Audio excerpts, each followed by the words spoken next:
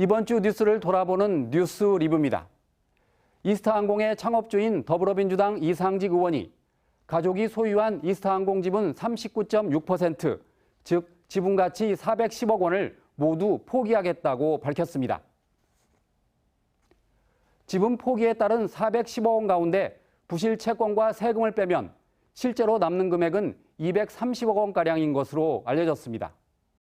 이는 체불임금 250억 원에 미치지 못하고 제주항공이 이스타항공 인수를 포기할 경우 230억 원의 매각 대금마저 확보하기 힘듭니다.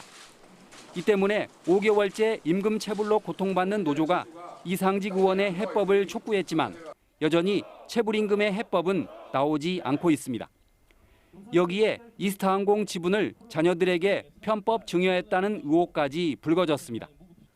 자본금 3천만 원에 불과했던 이상직 의원의 자녀 회사인 이스타홀딩스가 어떻게 100억 원의 자금을 조달해 이스타항공 최대 주주가 됐느냐는 의혹인데 이 부분도 명쾌한 답변이 없습니다. 우리 지역 국회의원이 체불 임금과 편법 증여 의혹에 휘말리면서 유권자들은 크게 실망했습니다. 국회의원의 의무 가운데 성품과 행실이 맑아야 한다는 청렴의 의무가 있는 만큼 이 의원이 체불 임금과 편법 증여를 둘러싼 문제를 말끔히 해소해야 합니다. 지난달 여성 시의원과 불륜을 인정했던 김제시의회 유진우 의원이 이번엔 상대 여성에게 막말을 쏟아냈습니다. 김제시의회는 윤리특위를 열어 유 의원을 제명했습니다. 그러나 이번 제명은 특위를 구성한 지 13일 만에 이루어져 한참 늦었다는 여론의 문매를 맞았습니다.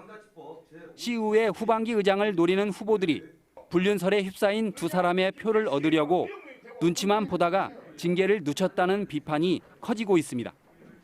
화가 난 김제 시민들은 시의회를 해산하라고 촉구했습니다. 대전과 광주에서 시작된 코로나19가 잇따라 전북으로 확산되고 있습니다. 지난달 17일부터 어제까지 17일 동안 모두 7명의 확진자가 발생했는데 대전 확진자 관련이 3명, 광주 확진자 관련이 2명입니다. 이런 가운데 방역당국이 제대로 검사도 하지 않은 채 확진자를 돌려보낸 사실이 드러났습니다. 방문 판매업과 관련해 대전을 방문했던 익산의 60대 확진자는 익산 보건소를 찾은 뒤 나흘 후에 검사를 받았고 고창의 60대 확진자는 보건지소를 방문한 다음 날에서야 검사를 받았다고 합니다.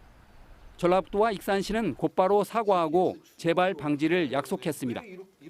방역당국의 헌신을 모르는 건 아니지만 이런 실수가 코로나19의 확산을 불러올 수 있습니다. 뉴스 리뷰였습니다.